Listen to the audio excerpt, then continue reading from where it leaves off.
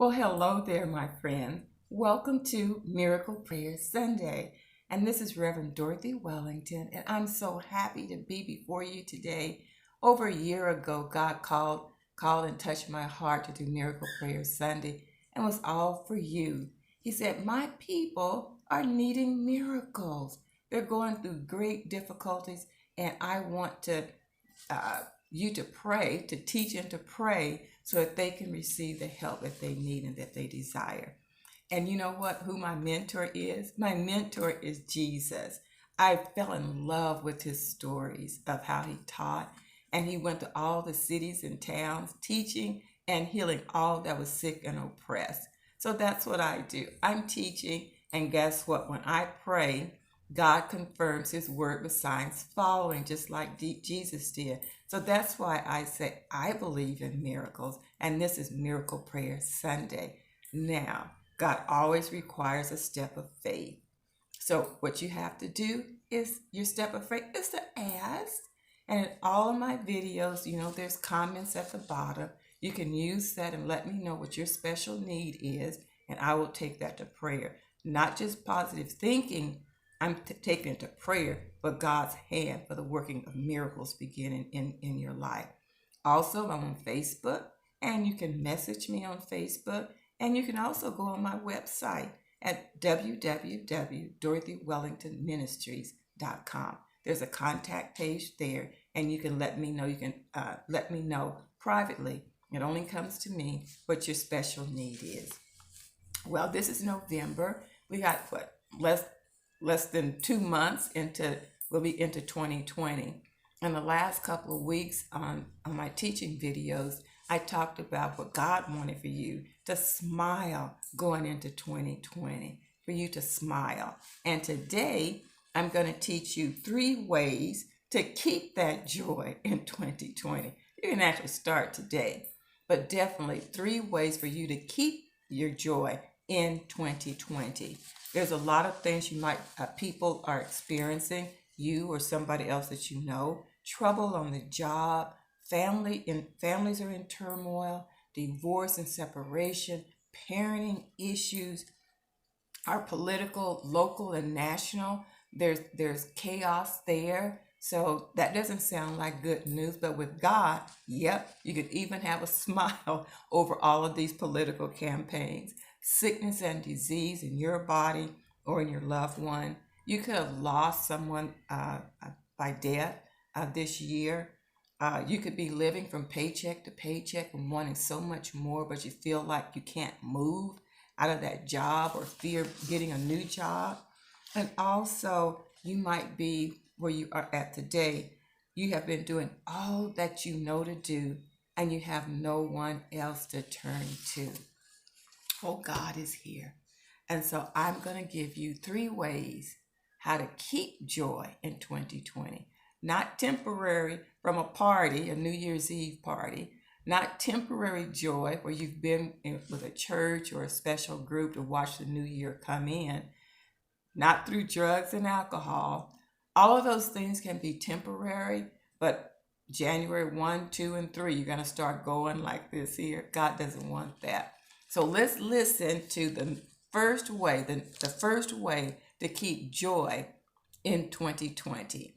And I have wisdom from my grandmother, and we call my grandmother Big Mama. We all grew up in the country, and I was a single parent. I was working full-time, going to school full-time, doing some work in the community, and I was always in a rush. So blessed and fortunate to have my grandma. And I didn't have to worry about my kids, where they've been taken care of. I didn't have to worry about safety, because at Big Mama and Papa's house, I knew they were just going to be fine and well fed too. But one morning I was dropping the 2 kids off, and she looked at me and said, "You know what? You need to slow down, because God didn't make the world in one day. You need to slow down." So from her wisdom, I thought, oh, Grandma's old.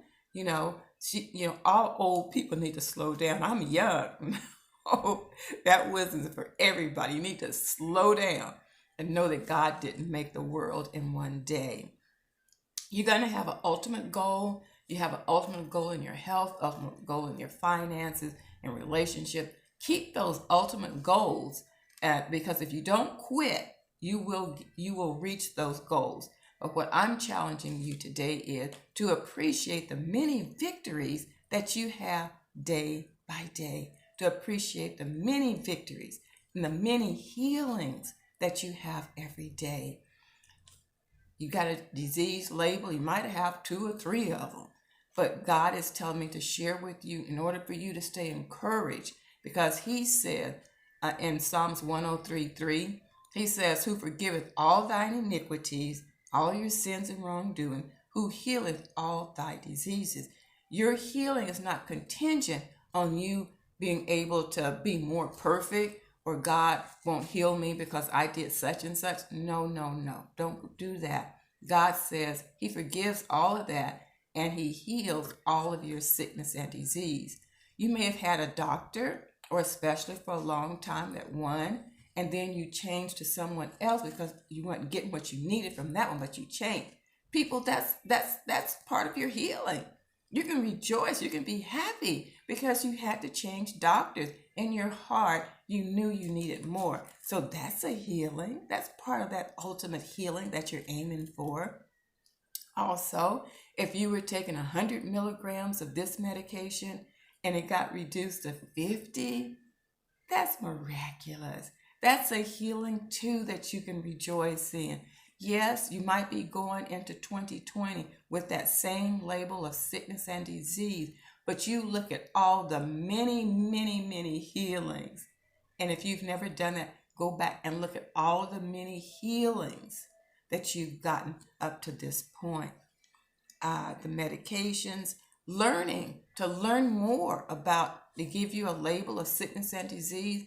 Learn about that, Google that, search that, and you will learn some of the root causes that got you there. You'll learn some things you're to do and not to do. That's part of your healing. So appreciate, learn knowledge that you're going to get about that sickness and disease, because that's healing too, on the way to that ultimate healing where you can lose the diagnosis. And then joy. If you think about the many healings that you've got, joy will come into your heart, and then you won't be filled or dominated by fear, worry, anxiety about those illnesses, and you'll rise up to faith. You'll rise up to faith. Well, I have a little note about the New Year Eve resolutions. 80%, you might have probably, that year I was part of that 80% that didn't accomplish, that failed at the New Year's Eve resolution. Actually, only 8% of people who make New Year resolution actually succeed in them. I teach a lot about how our words are actually created. And so for New Year Eve resolution, do it. You got someone that's teaching you, you got something online that you learned about making resolutions. My suggestion is to change some of the words. And one is steps. Well, here is your goal for the New Year resolution. Step 1, step 2, step 3. I'm suggesting changing that word steps to victories. Victories will put a smile on your face when you think about victories rather than steps. And it doesn't make any difference whether it's little or small resolution, whether it's trying to save $100 or $1,000. Change the word steps like this to victories. Victory number 1. Review budget, spending, and financial obligation. That's a victory when you review your budget, spending, and your financial obligation. That's victory number 1. Victory number 2, save money on eating out at restaurants on specials. That's saving money. Hey, that's a victory. Not just a step, it's a victory. Victory number 3 is to find cheaper purchases online. That's a victory. You see what I'm trying to say? Not just steps, there are victories.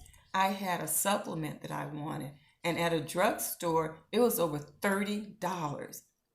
Online, I found a place where I got it under $10. Same number of pills in the bottle, same brand name. Everything was identical. But look, I went from over $30 to under $10. That put a smile on my face. That was a victory that I was able to find. So consider that, changing steps to victories 1, 2, and 3. And the second way to keep joy in your life in 2020, the second one is become a seed planter. Now I know you all have heard about seed planting money. And I'm not just talking about money, I'm talking about a lot more. I'm talking about be a seed planter in everything. Because when we were planting seeds as money, it puts a smile on your face. If your money is a seed that you're giving in an offering or a donation, it puts a smile on your face. It's not an obligation to God. It's not giving as a debt. It's not giving grudgingly or of necessity, but you're giving happily because I am planting a seed with my money. And guess what? I know I will reap a harvest, just like the farmer. Just like the farmer. I was raised up out in the country, and we had cotton fields, and we used to. I would watch my father and then plant seeds of the cotton to grow. And so it's like that farmer. You only have a handful of seeds, but have you ever seen that farmer hating the seeds? That farmer is happily planting seeds into the soil. Why? With anticipation that he's going to have a harvest of cotton coming up. So the seeds that you have, they're small, but don't despise those little seeds because they're going to grow and they're going to give you a harvest in due time, just like the farmer out there on the field with the cotton. Something else that happens with the seeds, when the cotton would start to grow, me and my brothers and sisters, we would do what they call chopping cotton. We weren't getting rid of the cotton, we were getting rid of the weeds. Because once the farmer put the seeds in the ground, cotton stalks came up, then there were weeds, and the weeds would rob away from the harvest. So they would hire other laborers to come, and my father would let us, he was the foreman there, he would let us kids work too. So we had a little hole, we made money chopping cotton and getting those weeds out away from the cotton. Here's two beautiful verses, 2 Corinthians chapter 9 and verse 10. Now he that ministers seed to the sower, both minister bread for your food and multiply your seed sown and increase the fruits of your righteousness. So God always provides you with seed. And then when you nurture it, then it will grow. God will bless it to grow, and you will have a harvest in that which you have planted. Genesis 8:22 says, while the earth remains, seed time and harvest, cold and heat, winter and summer, and day and night shall not cease. So seed planting, it's here. But I'm just encouraging you to extend this principle over everything that you do, starting now and into 2020. And every problem and every sickness in your body, mind, and emotions, and every unhappy situation and loss, relationship turmoil, financial hardships, work pressure, there is a seed in every single situation. Well, Dorothy, what is my seed through all that trouble? God has not left you empty-handed. He provides seed to the sower. There is a seed in everything you need and desire. Wherever you can find that tiny goodness, even when your body is going havoc with sickness, I can guarantee you there is something in your body that's working well. That's a seed. The seed is the tiny goodness in every trouble situation, every troubled relationship, every pressure on your job, everything that you can think of that's troubling you. There is a tiny bit of goodness in that. That's your seed. That's your seed. And as the farmer had to nurture the seed, get rid of the weeds along the way, you have to do the same thing too. Because I say often, every nurtured seed grows. Every nurtured seed grows. Well, how are you going to nurture your tiny seed? How are you going to nurture that tiny bit of goodness in some of the worst situations? How are you going to nurture your seed? Well, you speak good news and the promises from God to those tiny seeds. Yeah, it doesn't look like what I want, doesn't look like my goal, but God says there are seeds. There's a tiny bit of goodness in every single situation, every area on your body. There's a tiny bit of goodness. That's your seed. You give praise and thanksgiving and sing songs to that tiny seed that God has opened your eyes up to see. Always remove the weeds And that's doubt, unbelief, fear, worry, anxiety away from your seeds, because it will delay your harvest time. You always have God's grace and mercy through every situation. But when those weeds pop their heads up, you get rid of them, and then nurture your seed with more words of thanksgiving and praise and singing good songs to those seeds. The farmer was not sad or upset because he only had a handful of seeds. So when you focus on your seed, it will multiply, it will overflow and cover all of the chaos over the entire problem, and all you will have left from those seeds that you planted is everything you have been saying and believing for. And then that's when you see the miraculous. Now, the last way, number 3 way to keep joy in 2020, and I call this the master key. The master key is your mouth and the words that you speak. That's the master key. I wrote a book, Words Are Your Life, and I recommend it to now and going into 2020. You get that and read that. Words are your life. And I have this paragraph in that book. If I had a last message to leave upon the earth, it would be this. If you never attend one of my meetings, if you never attend another church, temple, or synagogue, if you never read one of my books or newsletters, change the words you speak to be in likeness to God, His character, and His love. That's your master key, and it's right here in your mouth. And I say sometimes words are magic, not black magic or anything evil, but because God is spirit, you are created in the image of God. You are spirit. God's words produce an outcome. In the very beginning in Genesis, God said, "Let there be light." What did He do that with? Not a factory, not a hospital, for Adam and Eve, to be born in. No, He used His words. And so God is spirit. You are spirit. You're created in His image. So if God's words worked, if they were miraculous, if they were magical, so shall your words be also, because you are like your Father. And here's another verse in Hebrews 11:3. It says, "By faith we understand that the universe was formed by what? The universe was formed by God's command." And what was God's command? Words. And was formed by God's words, so that what is seen was not made out of what was visible. Words are invisible energy, and they produce an outcome. So this is why I believe it's so important for a young and old to grow spiritually, because you need to learn more and more about God. And when you learn more about God, you learn about all the vast dimensions within yourself that are of Him. He is spirit, and you are spirit. You will learn, young and old, that you are a powerful person. And the teachings of Jesus will point the way to God. And I say this too sometimes. No one has a copyright on God. Religions is your base. Your religions is your foundation. But none of them have a copyright on God. Which I mean, no one can say, my religion or my faith is all there is about God. No, that would not be true, because God is bigger than your religion. He's bigger, more expansive than all the religions all over the world since the ages of time.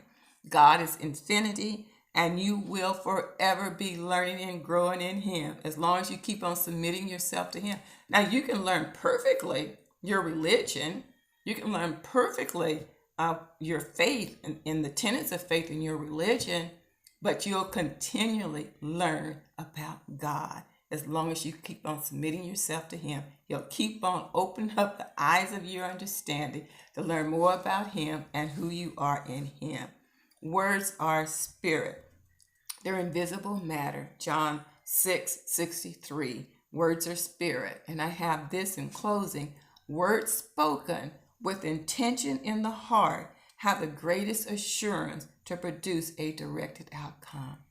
So whatever you want, whatever you need and desire, your spoken words coming from your heart have the greatest potential, the greatest assurance to produce that directed outcome.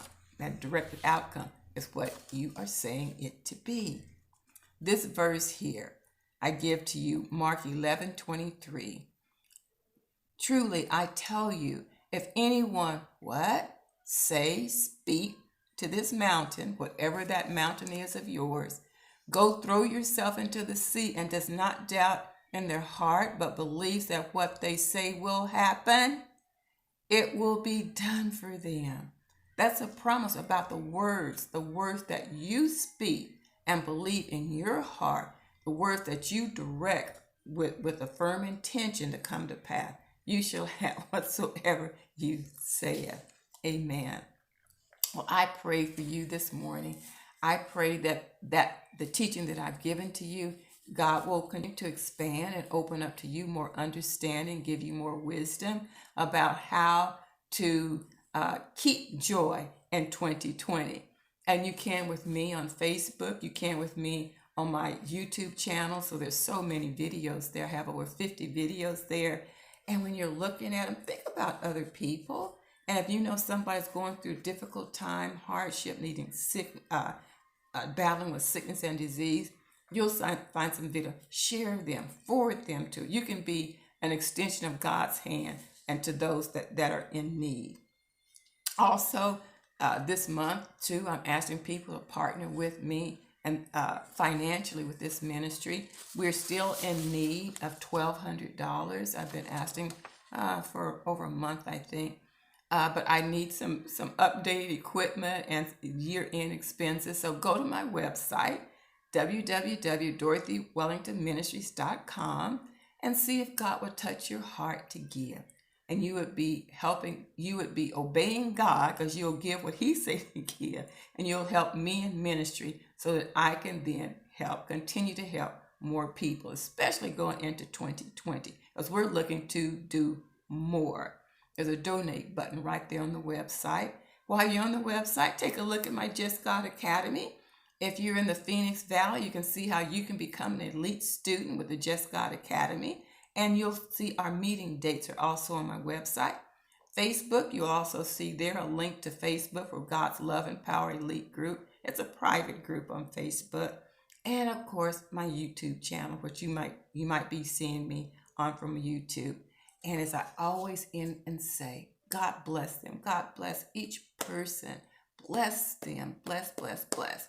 And I do this because I love you, but always know God loves you so, so much more. You guys have a fantastic day and week. God bless you, and I'll be seeing you again. Bye-bye.